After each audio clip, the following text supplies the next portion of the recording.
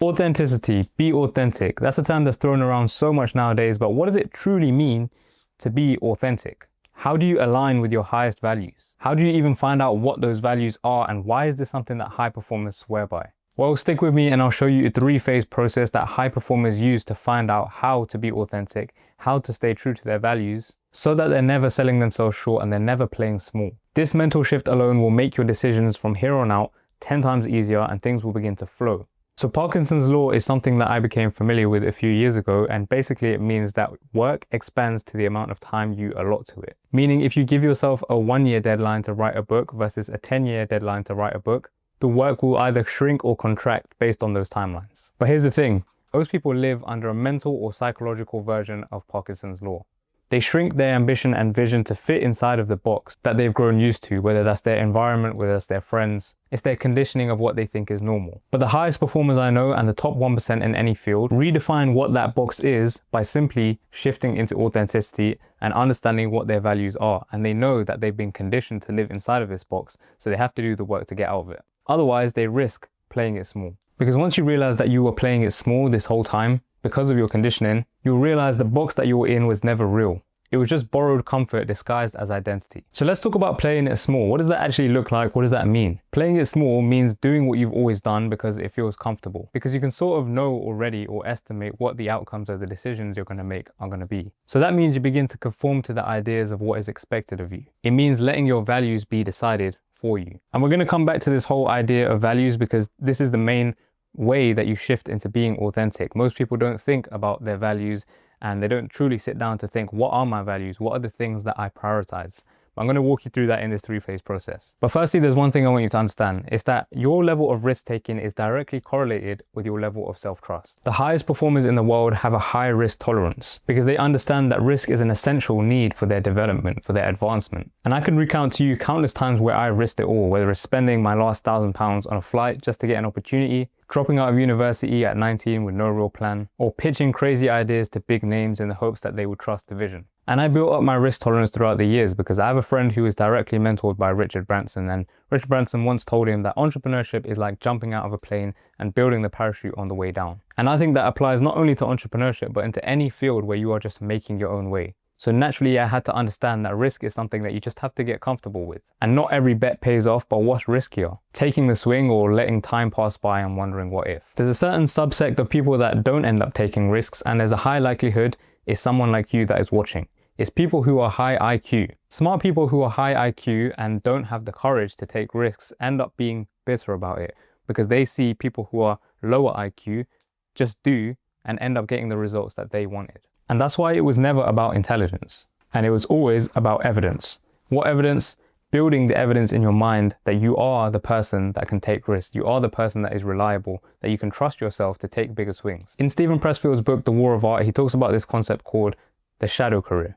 He said sometimes when you're too terrified to do what it is they're actually supposed to do, you end up pursuing what's called a shadow career. Something that mimics or is very similar to what the actual thing is, but doesn't take on any of the real risk. So when you're playing it small, it might be the case that you're pursuing a shadow career. Maybe instead of actually starting that business, you're going to get a master's degree in it. Maybe instead of actually trying to be an actor or a musician, you're an assistant for one. If you're ever dissatisfied with your circumstances, you have to ask yourself, what is my current life a metaphor for? Because as a high performer, you have to understand that there are brief openings in time in which risk, skill, and opportunity will align. And in those times, you have to take massive, unrelenting action. And that is what authenticity is all about. It's about breaking your conditioning and taking the action that is aligned with your truest values. So let's talk about values. Being authentic, the very etymology of the word, implies that you are being genuine. But you can't be genuine without first defining what it is that you value. So if you haven't stopped to ask yourself what it is that you truly value, it's likely that you're running on injected beliefs or injected values. Things that you've absorbed from your peers or parents or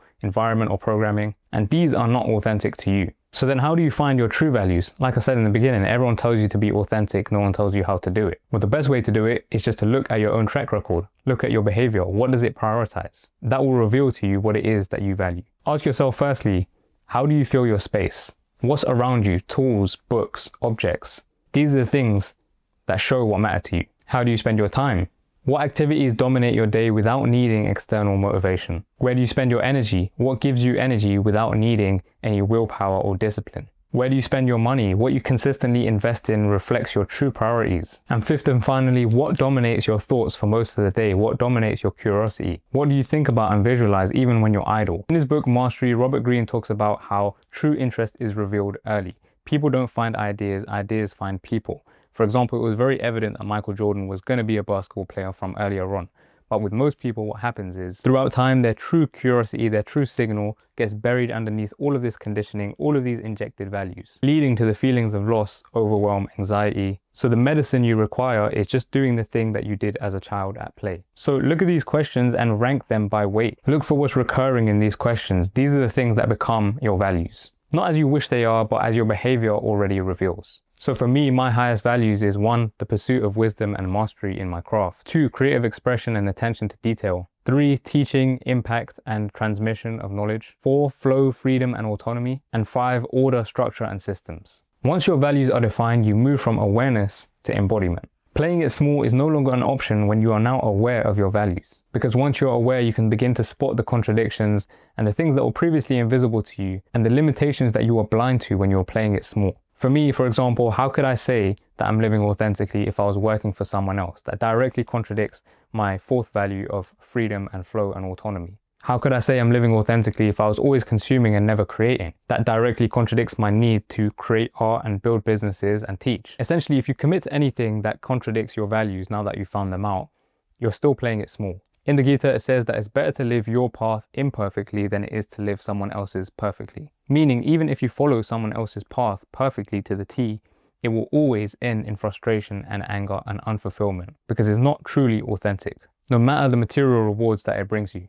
Think about the son or daughter who ends up becoming the doctor because their family forced them into that career path. They perform the role and do it flawlessly, yet inside they will feel trapped. They go through the motions and live a life that never truly feels like it's theirs, and that's what leads to midlife crises. I know this to be true from direct experience. It was not my true calling to be in the restaurant business, yet 2 years ago we spent 500k, £500,000 on opening a restaurant in central London. And despite the rewards and status that it brought me, it felt truly inauthentic and misaligned, so I sold it within the year. I was not living authentically, so in my head I was still playing it small. So let's go to this 3-phase shift, something that you can do right now, today, to find out your values like we've done here and shift into them. By the way, if you do want some help doing this, then I do offer coaching and mentorship for founders and creators that are ready to break through to the next level of their life using these self-mastery principles and mental models that are used by the top 1%. You can apply in the first link below. And if you're a right fit, then I'll reach out to you personally.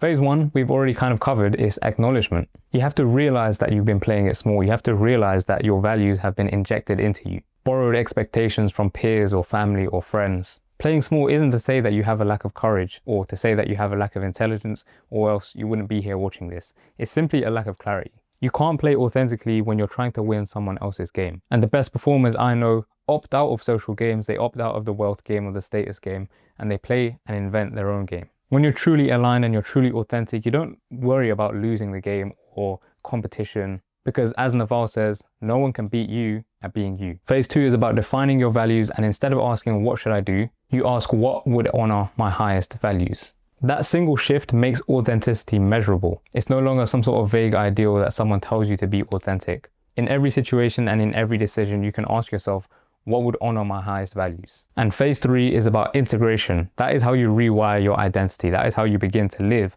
in authentic states. Because authenticity isn't just a mindset, it's something that is constructed. It's an identity that is built through evidence. And that becomes a way of being. Remember the idea I spoke about earlier with risk and self-trust? That is where this work lives. The more you say no to opportunities that are misaligned and things that are not aligned with your true values, and the more you say yes to ones that are, the more evidence you end up building. And the higher your risk tolerance becomes. And over time, you literally rewire your mind, your state, your identity, your nervous system to be one of a high performer, to be one who takes higher risks, so that you're never playing it small and you're always playing it authentic. When you make this shift, your entire life changes, not because anything external has changed, but the perspective in which that you're looking out in the world has changed. You no longer have to live in confusion or anxiety or loss because you now know what it is that you're supposed to do. And every time you're faced with a decision or you're at a crossroads, you know that you can return to your highest values, and that has how you remain authentic. These are your foundations and first principles and things that you return to in times of loss and confusion. And I won't pretend that this shift is easy. Living authentically is obviously going to disappoint the people around you sometimes. because they expected different of you.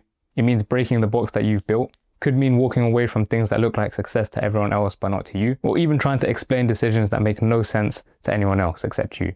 But what I find even worse or even scarier is living decades of a life that is not actually yours. You become world class at being someone else. You don't need permission, you don't need the perfect conditions. You just need to begin building evidence that you trust yourself more than other people's expectations. Go back to those 3 phases and answer those questions. Go back to the injected values and find out what values are really yours and actually write it out. Because once you stop trying to win someone else's game and actually play your own, every decision thereafter becomes exponentially clearer. And that is how you remain authentic. That is how you be authentic in a world full of carbon copies. If you want to dive a little bit deeper, I put together a 10-chapter playbook called the Self-Mastery Playbook, a guide to high performance. It literally covers everything A to Z that you need to break the invisible loops that are holding you back and rewire your identity into one of a high performer. Inside are all the frameworks that I've developed across 10 years, as well as all the things that I give to my one-to-one clients. Will be the second link in the description below. Otherwise, subscribe to this channel, subscribe over to my main channel, and I'll see you in the next one.